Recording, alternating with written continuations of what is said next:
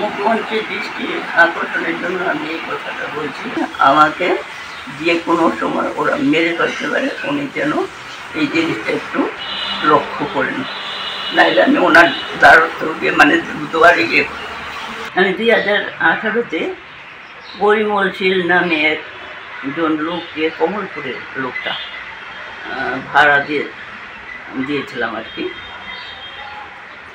প্রতি মাসে 3000 টাকা ভাড়া, কিন্তু সে আমাকে 3000 টাকা করে ভাড়া দেয়নি।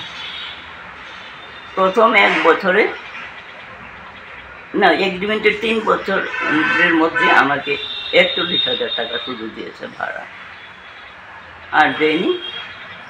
অনেক চেষ্টা করে আমি টাকা নিতে পারিনি। এরপরে বললাম যে জায়গাটা ছাড়তে, এগ্রিমেন্ট শেষ আমার 3 বছর পরে, সে আর জায়গা ছাড়ছে না, মানে বাড়িটা ছাড়ছেন, বাড়িটা আর ছাড়ছে না। আমি তারপর থানাতে গেলাম, মহিলা কমিশনে গেলাম, ক্লাবে গেলাম। থানা থেকে আমাকে আবার ক্লাবে পাঠিয়েছিল। তারপর ক্লাবেরও ওরা এসে মানে আমাকে বললো যে টাকা দিতে হবে, না এলে ও উঠে যেতে পারবে না। 7 লাখ টাকা দিতে হবে। কাকে? সে পরিমল ছেলেকে, ও গরিব মানুষ, তবেই সে জায়গা ছাড়বে, না এলে ও যেতে পারবে না। না, আপনি ভাড়াটিয়াকে টাকা দিতে হবে? আমার দিতে হবে টাকা। কেন এটা? আমি জিজ্ঞেস করলাম ক্লাবের ওদেরকে যে আমি কেন টাকা দেবো, আমার কোনো এটা কি আমার কি পেনাল্টি দিতে হবে, আমি ভাড়া দিয়েছিলাম বলে না, গরিব মানুষ, তার জন্য আপনি দিয়ে দিন টাকা, আপনি সাহায্য করুন। কত টাকা? 7 লাখ টাকা। কোন ক্লাব দাবি করেছে? মিলন চক্র ক্লাব। তারপরে ওরা বিভিন্ন ক্লাবের আমাকে 4 জন ছিল, আমি তো একা, বিভিন্নভাবে অপমানিতও করেছে। ধমকি দিয়েছে আপনাকে? ধমকি তো মানে অবশ্যই। কি বলে? বলেছে যে আমি যেন মিথ্যা কথা না বলি। একটা সিনিয়র সিটিজেনকে অল্প অল্প বয়সের ছেলেরা এগুলো বলতে পারে না, আমাকে বলে মিথ্যে কথা যেন আমি না বলি। আমার অনেক টাকা আছে, ওকে টাকা দিতে হবে। আমার জায়গা থাকলে কি হবে, আমার কাছে কি টাকা আছে? আমার বাজার করার পয়সাই নেই, এদিকে জায়গা বিক্রিও করতে পারে না ওর যন্ত্রণায়।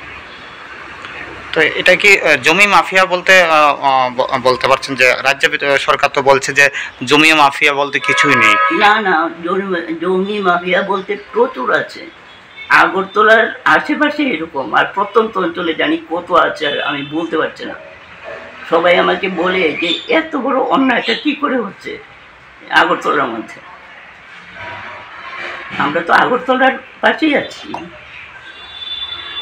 এত বড় অন্যায়টা কি করে হচ্ছে কি বলবো। আমি মহিলা কমিশনে গেলাম, থানাতে তো অনেকবার গেছি। থানাতে কি বলে?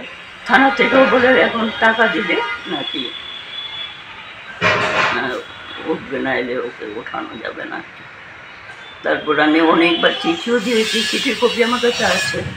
এখন আমি ভাবছি কি করবো আর কি, মুখ্যমন্ত্রীর কাছে যাব না কি করবো আমি একটু।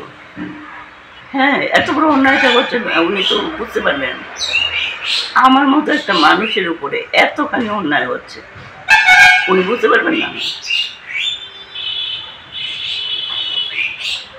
থানার ওরাও বুঝেছে, ক্লাবের ওরাও তো বোঝার কথা, আমার পাশাপাশি থাকে ওরা, কিন্তু ওদের ভিতরে কি আছে এখন বলুন, আপনারাই বলুন। তারা কিসের জন্য এটা করছে? টাকার জন্য? টাকার জন্য তো। এখন আপনি কি চান? যদি মেরে বলতে পারে তবে তো আর কোনো প্রবলেম রইল না ওদের, আপনাদের থেকেই যেতে পারবে।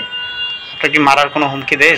হ্যাঁ, বকা বকি, ড্রিঙ্ক করে এসে যা খুশি তা বলে। মুখ্যমন্ত্রীর দৃষ্টি আকর্ষণের জন্য আমি এই কথাটা বলছি। আমাকে যে কোনো সময় ওরা মেরে ফেলতে পারে, উনি যেন এই জিনিসটা একটু লক্ষ্য করেন, নাইলে আমি ওনার দ্বারস্থ গিয়ে মানে দুয়ারে গিয়ে আপনি কি ওনার কাছে যাবেন? যাবেন? যেতেই হবে, যদি না উঠে আপনারা না বলে আমি যাবো।